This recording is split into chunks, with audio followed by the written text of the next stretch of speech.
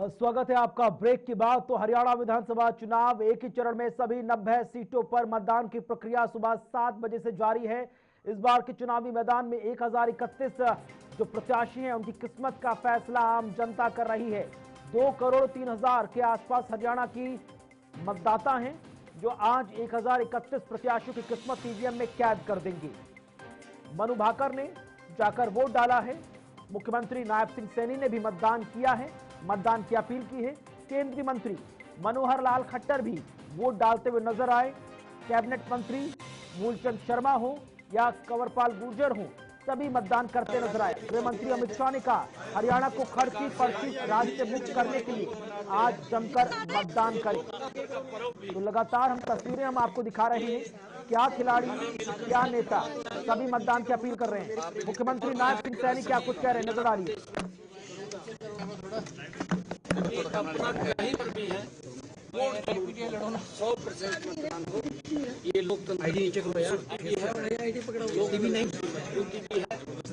मेरा हरियाणा प्रदेश के सभी नागरिकों से, क्योंकि राष्ट्र मजबूत हो, प्रदेश मजबूत हो, उसको लेकर के हमने ये विकसित हरियाणा, विकसित भारत लेकर के हम अपना वोट बोलकर, मेरा यही आग्रह है। और आने वाले समय के अंदर, क्योंकि लगातार जब मैं प्रचार के लिए जा रहा था पूरे प्रदेश के अंदर घूमा हूँ, हरियाणा प्रदेश का एक मुड़ स्पष्ट नजर आया है कि तीसरी बार भारतीय जनता पार्टी की सरकार बड़े मार्जिन के साथ बन रही है और 8 तारीख को नई सरकार का गठन हो जाएगा। ये हरियाणा के लोगों ने सर 3 महीने आपके समय मेरा काम करने का, 3 महीने आपने घोषणाएं की, योजनाएं शुरू की, तो उन 3 महीनों को आप कैसे देखते हैं और हरियाणा के लोगों पर क्या असर होगा? नहीं, देखिए, हमारी सरकार ने पिछले 10 वर्षों में डबल इंजन की सरकार में जबरदस्त काम हरियाणा प्रदेश के अंदर किए। हरियाणा के लोगों के जीवन को सरल सुगम करने का काम, गरीब व्यक्ति को मजबूत करने का काम, किसान को मजबूत करने का काम और हमारी महिलाओं को सशक्त करने का काम, युवाओं में बड़ा विश्वास दिलाने का काम पिछले हमारे 10 वर्षों के कार्यकाल के अंदर हुआ है। और आज वही कारण है कि लोग आंकलन करते हैं। कांग्रेस झूठ की राजनीति करती है, कांग्रेस झांसा झूठ और लूट की राजनीति करती है और हरियाणा के लोग इस बात को समझ चुके हैं। हरियाणा में तीसरी बार भारतीय जनता पार्टी की ऐतिहासिक सरकार बन रही है और हम आदरणीय मोदी जी के साथ मिलकर के हरियाणा प्रदेश का तीव्र गति से विकास करेंगे, इसके लिए हम लगे हैं। मैं पूरा आपके लिए सबसे बड़ा इम्तिहान है, सबसे बड़ा इम्तिहान है, दिल की धड़कन बढ़ी है। कोई दिल की धड़कन नहीं बढ़ी है, हमने काम किया है और काम के बल के ऊपर तीसरी बार सरकार आ रही है। दिल की धड़कन तो कांग्रेस की बढ़ रही है और उनकी सरकार बार बार ये कहा जा रहा है। वो तो मध्य प्रदेश में भी बोल रहे थे कि हमारी सरकार आपके सामने, मैंने ये बात नहीं कही, आपने दिखाई है चैनलों के ऊपर। उनके बड़े नेता बोलते थे मध्य प्रदेश के अंदर कि हमारी सरकार बनी, छत्तीसगढ़ के अंदर बोलते थे एक तरफा सरकार कांग्रेस की है, ये बोलते थे वो कांग्रेस के लोग। तो यहाँ बोलने में किसी को पाबंदी नहीं है। हम कह रहे हैं कि भारतीय जनता पार्टी की सरकार तीसरी बार बहुत बड़े मैंडेट के साथ हरियाणा के अंदर आ रही है। ये बड़े विश्वास के साथ ऐतिहासिक सीटें आ रही है। किसानों की वोट पड़ेगी। बिल्कुल, कांग्रेस किसानों ने जो हमने फैसले लिए हैं अप्रिशिएट किया है, स्वागत किया हमारे फैसलों का। कांग्रेस को यह नसीहत भी दी है कि आप जहां आपकी सरकारें हैं, चाहे वो हिमाचल प्रदेश के अंदर है, चाहे कर्नाटक में है और चाहे तेलंगाना में है, आप वहां पर किसानों के लिए जो हरियाणा ने उनको एमएसपी देने का काम किया है वो आप वहां भी दें और पंजाब के अंदर भी कहा है कि आप पंजाब में भी दें। परंतु ये बात करते हैं, बात करके लूट झूठ की राजनीति करते हैं। भारतीय जनता पार्टी मजबूती से तीसरी बार सरकार में आ रही है।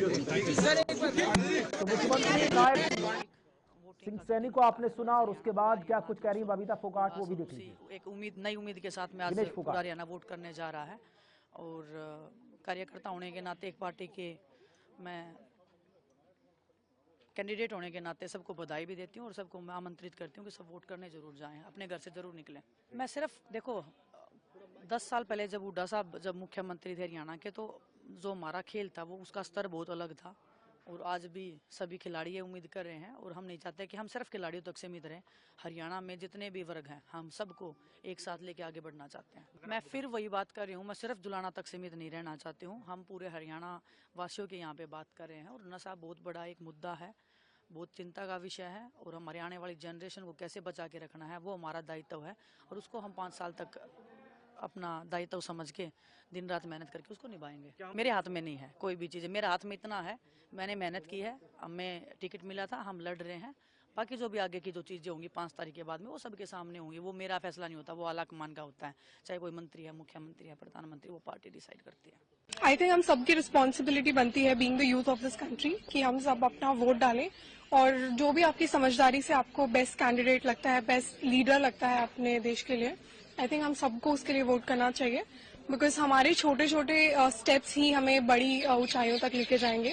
और डेवलपमेंट की जहां तक बात करें तो काफी हद तक हमारे हाथ में है कि हम किसको चूज करें और फिर वो इंसान आगे जाके हमारे सपनों को पूरा करे डेवलपमेंट एरिया में। हमारी और जो ख्वाहिशें हैं कि हमारे एरिया में ये होना चाहिए, वो होना चाहिए, तो बेसिकली हमारा रिप्रेजेंटेटिव कौन होना चाहिए तो वो हमें चूज करना चाहिए।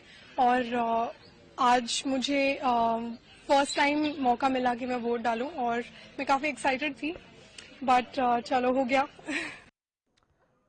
तो मनु भाकर को आपने सुना, विनेश फोगाट को आपने सुना, आपने मुख्यमंत्री नायब सिंह सैनी को सुना। नायब सिंह सैनी कह रहे हैं कि उनका मारा हरियाणा नॉन स्टॉप हरियाणा इस बार फिर से तीसरी बार बीजेपी सरकार बनाने में कामयाब होगा।